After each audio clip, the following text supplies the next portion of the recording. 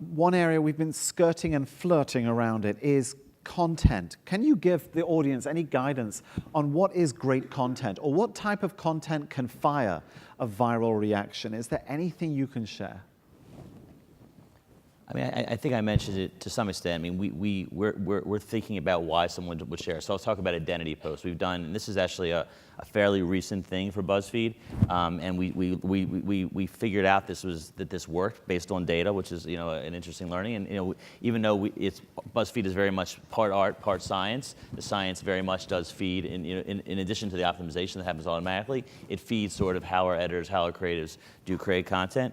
Identity post. We did a post targeted to left-handers, and left-handers are 9 or 10% of the population.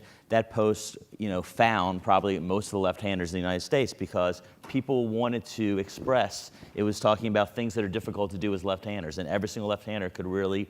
It resonated with them. They could relate to it, and they wanted to share with their other left-handers, the other friends, and that just went through this incredible network across all social platforms, around the world, really. So it's yet another example of that ability, that need, I should say, to micro-target, find the group, find the audience, and speak directly to them. Yes and no. I mean, so yes, I think that does work. At Buzzfeed, a lot of times, if you go into our homepage flow, you'll see one of these identity posts.